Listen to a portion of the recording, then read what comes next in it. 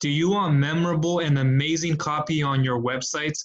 Not just good, not just okay, but something that when your audience and your future customer base looks at it, they go, man, I love this. And they're going to continue wanting to come back. And most importantly, they're going to want to continue hearing from you. Hey, my name is Michael from Viral Home-Based Pursuits. And in this video, I'm going to go over the 10 plus things you need to know to write better copy for your website and blog. But before I do any of that, I just want to tell you, if you haven't been watching any of my videos, I come out with things on how to write better copy, how to monetize a blog, how to do anything affiliate marketing, online marketing related.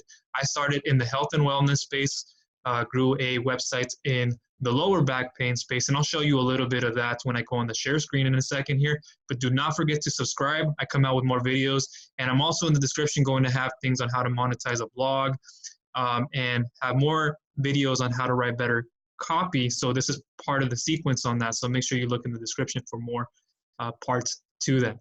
Okay, so now let's go ahead and get started. I'm going to get on the share screen here and show you what you need to do. So here are the 10 tips for writing good copy for your website and blog.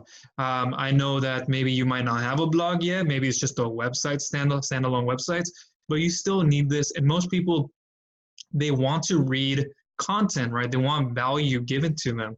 And a homepage is good, but sometimes you need to take it up another notch and give them, paragraphs, give them information that they want to know more about. And that's where the copy really comes in handy. So number one, you want to write amazing headlines, okay?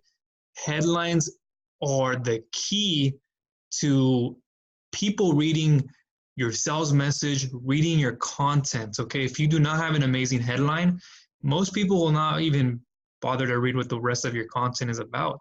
If it doesn't point out specifically what they want to know, or it's something that, captures their interest and they're like, whoa, I want to read more about this. Most people are not going to do it. They might just skim through and be like, yeah, it's average at most. Maybe there's something in here, that can really help me, but the headline didn't capture me. And so that's what people want to see. And I have some tips here that I want to go over at the very bottom, as you can see here. I have a couple headline tips. It'll vary depending on how you do things. I know sometimes I work with sales funnels as well with landing pages, so it's different. Let's say you're putting a little blog piece together. It might be a little different, and I'll show you how that looks. But just for an example, here's one. 3 fast ways to get a better chemistry test score and avoid failing your class. So what does that do? That's speaking to the person that I'm targeting, right? You want to make it targeted to your audience, right? Speak to the person, right? You don't want to be like on a website that's about, how to get better at chemistry when, and then you have other things where you're talking about how to become a fitness guru. I'm like, you want to be congruent with what you're doing. So amazing headlines are really going to help you out. And that's just one example. Another one, 5 quick and easy ways to get rid of lower back pain naturally, even if you failed over and over. Okay, so that's a good way to begin. There are different headline strategies that you can use, but something similar to these two is I started off with numbers. So people like lists. So putting a list together, a post with content of that is really going to help you. But there are so many different ways, okay? And that's just one of them. So amazing headlines are going to capture your readers' interest. They're going to want to read more information. They're going to want to learn more about what it is they came there to do. Okay, number 2, focus on the problem. Okay, what is the problem that this person is having when they land on your website, when they're reading your blog? What is the problem that they have? You want to focus on that problem that they're going through. And that can be a part of your headline, okay? So the problem in the headline, okay, put that in there. And it speaks out to them. They're like, yeah, I have this problem. That's what I'm here for. I want to really learn how to get rid of this, or I want to learn how to improve on something, right? And so that's going to help you. But understanding the problem, it goes way deeper. You need to understand what kind of audience is coming to your website. Is it a cold audience? Is it a warmer? Is it a hot audience? When somebody reads your content, is it people who, not necessarily know their problem, like kind of have a answer to know what their problem is, but they don't know the exact answer to it. Are they a warmer audience? Are you targeting people who know about a product? You just gotta, focus on agitating the problem that they have and working on the solution? Or are they more of a hot audience who's like, yeah, I'm ready to go and buy today? So you have to understand what you're writing copy for, right? Somebody, for example, if I'm targeting somebody who's coming to my website who wants to learn how to write better sales copy, right? So this person might not necessarily know what product I want to offer them, and it might not be a sales message type of content. So it's going to be more of an informational, educational type, right? So I got to come into it from that point of view, as opposed to somebody who's like doing a compare and contrast, right? Which is like, best chemistry books online, right? This person has an idea of what they want. You just got to lead them into it. So focusing on the type of audience you're getting to your website is very key. Okay, understanding what type of people are coming there and the type of mindset that they're in is really going to help you. Handling objections. Okay, if you can handle objections, if your websites can speak to their objections, you're going to do very well. Okay, so most people already have objections in their mind. They have false beliefs about things. They have fears about them. They have questions about them. And, you have to tackle those problems and tackle those things, those objections that they're going to have. You want to be able to put in your content. Like if somebody's thinking, oh man, I'm going to fail. I'm not going to get better with my herniated disc in my lower back, right? And you're offering them a solution to, get CBD oil, but they're going to have an objection to it, right? Their objection might be that, I'm on pain relief medication pills. I don't know if I can use CBD oil with that. So you're going to handle those objections. That is the key to this, whether you are purposely trying to get them over to buy something from you or just giving them informational, educational content to help them understand that there's something better there, right? You want to operate in this blue ocean where, people are feeding off in the red ocean right now. They're looking at content from there, they're consuming content, but you have a better way of doing it that they're not learning from over here. So once they come to you, it's like, wow, they taught me a new way how to do this.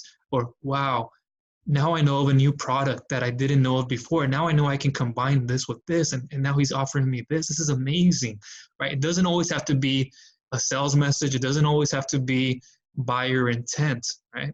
Handle objections. Number 4, use tools like SurveyMonkey, okay?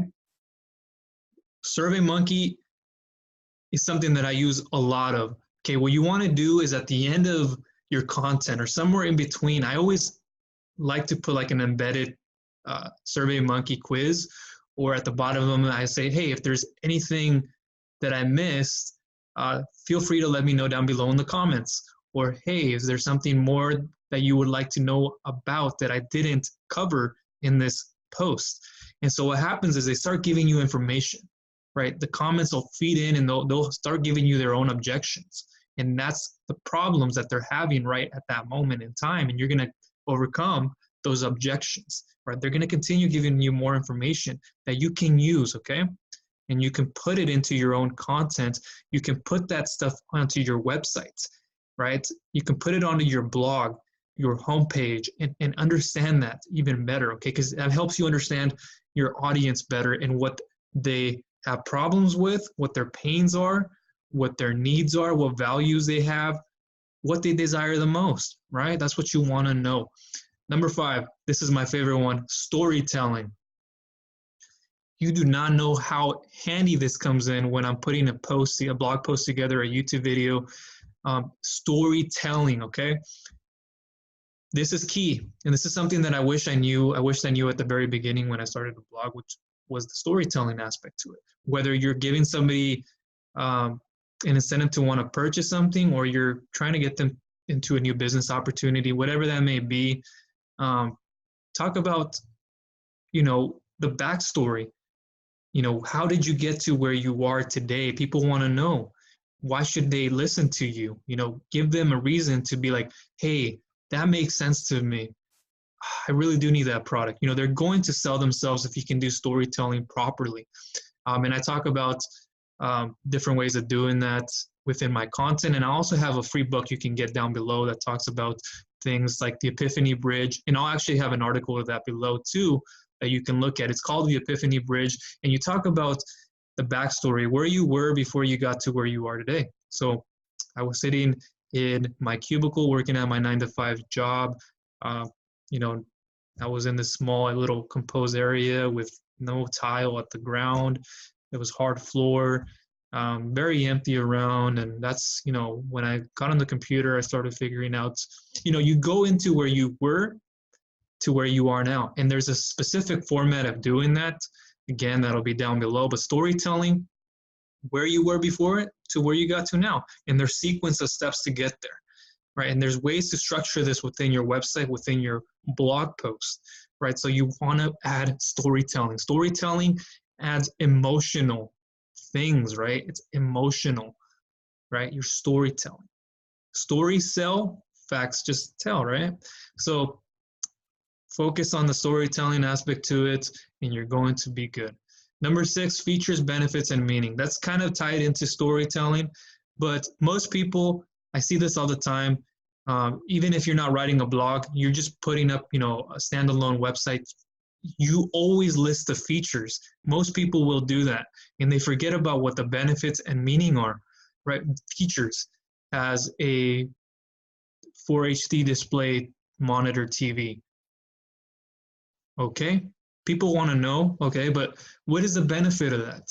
The benefit of that is that you're going to get a clearer vision on your screen. You are not going to have to worry about changing the contrast on the TV. You can watch TV nicely without having to leave the light on, so you can see it clearly.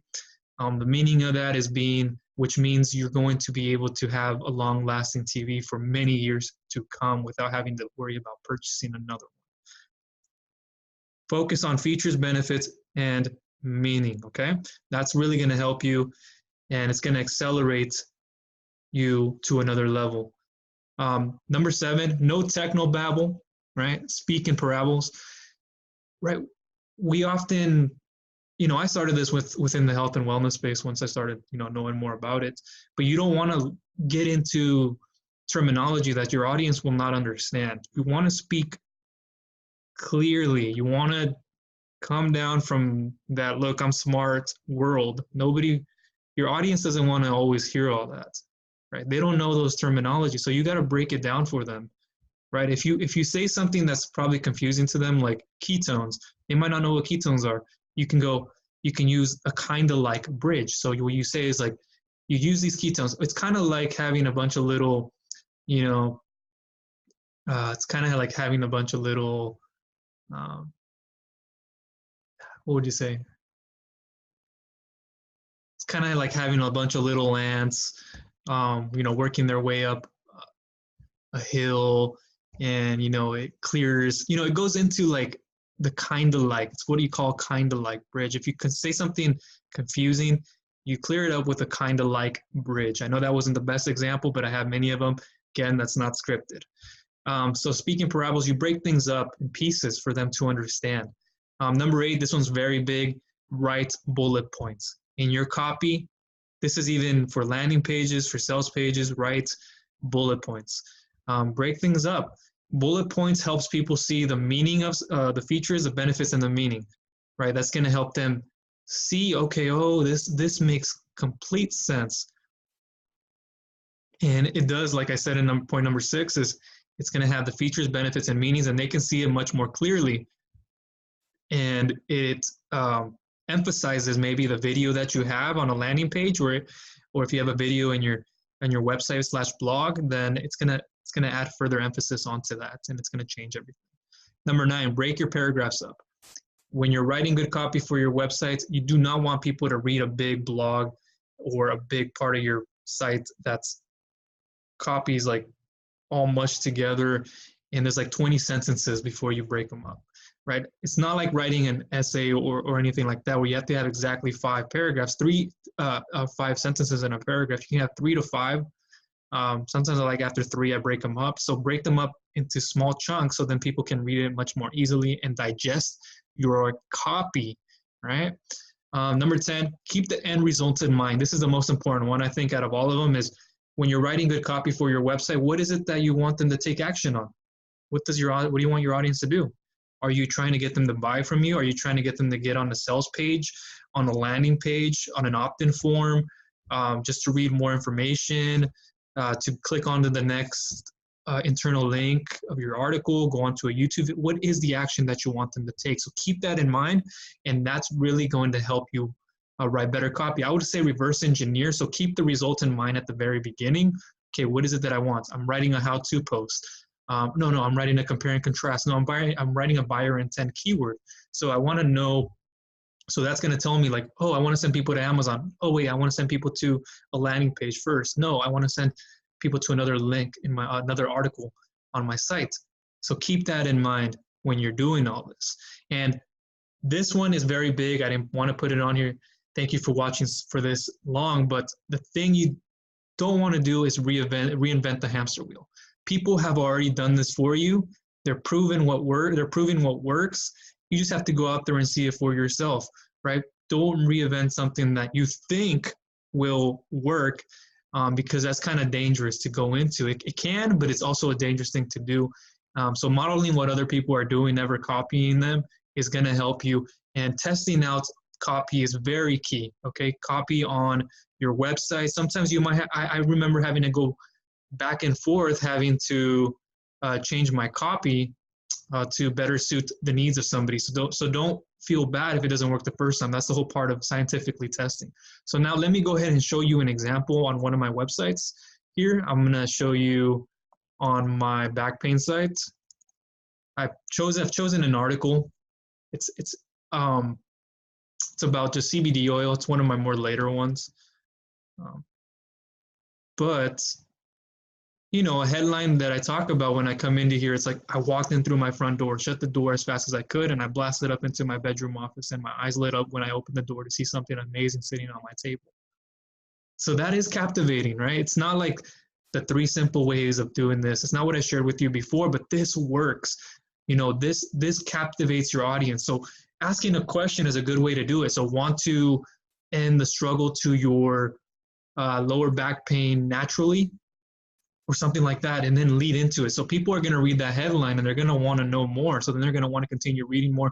This is a good example of more of a review post. So this is more of a warmer to hot buyer intent copy. So I structured it in a way. Here are my bullets, right? I'm talking about in my bullets, my features, the benefits, and the meaning of it, and so forth. So I have different ones, and I have a lot of articles on here done that are how-tos, compare and contrast, and more buyer intent stuff. So always mixing it in and knowing the purpose of it is going to help you. One last thing before I let you go is I'm going to have a book underneath here that you can get for free plus shipping. I do make just a little commission, probably like $1, but I want to make sure that you understand that there's going to be a book down there that I believe is the best book out there for understanding how to write copy as a beginner, and those for those of you who are experts out there as well. And it's really going to take your copywriting to the next level. And I highly recommend that you look for it. It's going to I have it actually right here. It's called Copywriting Secrets by Jim Edward. This book has really changed my life. I'm going to have a link to it down below. You can grab for free, just pay the shipping. It's well worth it. It's well worth your time. And it's really changed my life and my views on how to write good sales messages for sales funnels, for landing pages. But even more so, I've gone back and even rewritten some of my posts just to include all the secret gems that are in here. You must get this book. Do not put it off aside. If you want to write great copy, this is something I recommend to you. There'll be more information down below. I'll even leave an article for you so you can look at it yourself. But hopefully that helped you out understand how to write good copy for your website. And actually, before I go, let me just show you the front end, because some of you maybe not have a blog yet or don't have one and you just want to know how to write good copy for, websites. So here is kind of the intro to my site. I leave a little bit of curiosity at the beginning here. I leave a little bit about me. And then our most popular, right? People are going to see that, latest blog posts, stuff like that. Improving posture skills. Ready to get started with a pain-free back each day. That's part of copy too. And so forth. So the actions that you want them to take, remember, what is the end result that you want? And remember those 10 things that I went over to write good copy for your website, and you will be fine. And if you have any questions, your thoughts on all this, let me know in the comment section down below. Are you writing good copy? Let me know if you have any questions again, and I will go ahead and get back to you. So thank you for watching this video, and talk to you soon.